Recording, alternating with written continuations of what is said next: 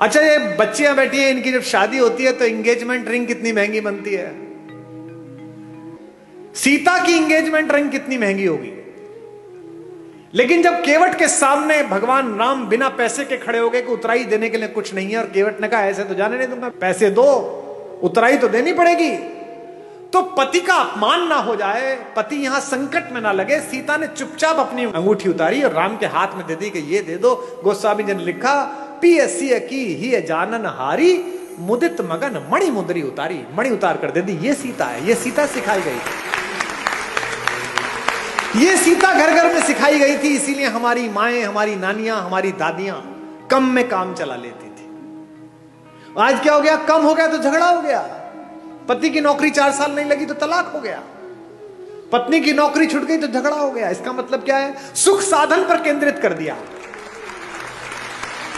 और यहां बैठे हुए धनी लोगों, सुख साधन में है ही नहीं। तुम्हारे ऑफिस में जो 15,000 रुपए में बाहर खड़े होकर सफाई करता है लड़का, जो तुम्हारी गाड़ी पर पोछा मारता है, किसी दिन कलकत्ता में आसमान में हल्की बारिश होती है, साइकिल से वापस जाता हुआ बाजार से पाव भर बेसन खरीदता है, पाव भर प्याज खरीदता है, आलू खरीदता है, एक छोटी सी बोतल में 200 मिलीलीटर तेल सरसों का लेता है और पत्नी से कहता है मौसम बहुत अच्छा रहा, पकौड़े बना ले।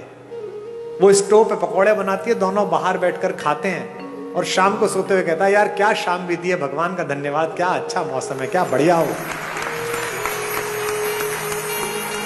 और तुम पेरिस जाकर भी सुखी नहीं हो, तुम लंदन की ऑक्सफोर्ड स्ट्रीट पे शॉपिंग करते हुए खुश नहीं हो, क्योंकि तुम डेपुटेशन पे दुख को भेज रहे हो। दुख हो गया है थोड़ी मार्केटिंग कर लूं शायद कम हो जाएगा, दुख हो गया है थोड़ा मेकअप करके एक सेल्फी ले लूं शायद कम हो जाएगा।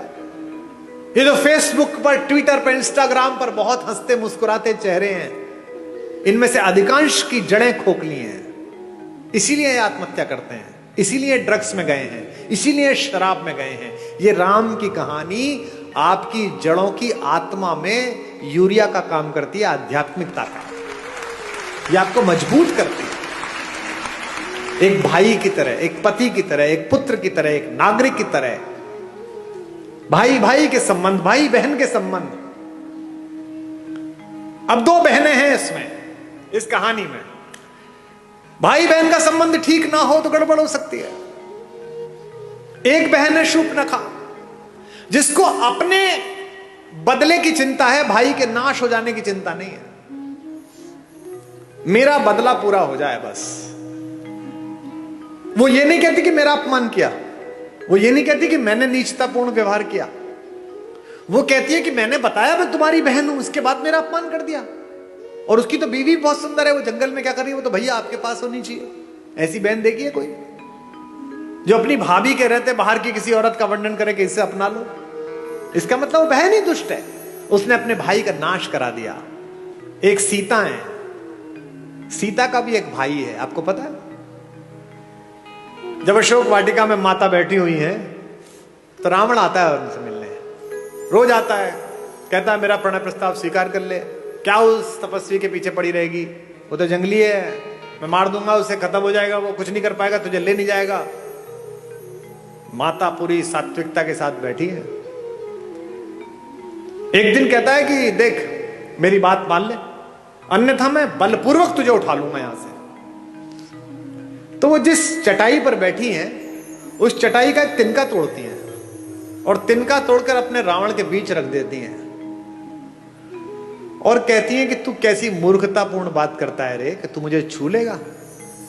ये तिनका रखा है, इसे पार करके दिखा दे, तेरे में औकात है तो। एक वैज्ञानिक सोच वाली युवती ने मुझसे पूछा कि क्या कुमार विश्वास जी, आप भी कैसी पोंगा पंडितों वाली मूर्खतापूर्ण बातों की समर्थन करते हो? जो कैलाश पर्वत को उठा लेता हो तो तिनका नहीं उठा पाएगा। ऐसा क्या सीता में मनोबल आ गया तिनके को देख? अब मैं जो बात कह रहा हूं उसको बहनें सुने। एक लड़की अपने पति के साथ भी इतना सुरक्षित अनुभव नहीं करती इतना भाई के साथ करती है। क्यों? सीता भूमि से पैदा हुई है, सीता का नाम है भूमिजा, और तिनका भूमि से पैदा हुआ है। संस्कृत में उसे कहते हैं भूमिज। वो तिनका नहीं है, वो सीता का भाई है। सीता कहती है मेरे इस भाई से निपट ले, पति से तो बाद में निपटना, वो तो बाद में आ जाएगा, पहले इस भाई से निपट।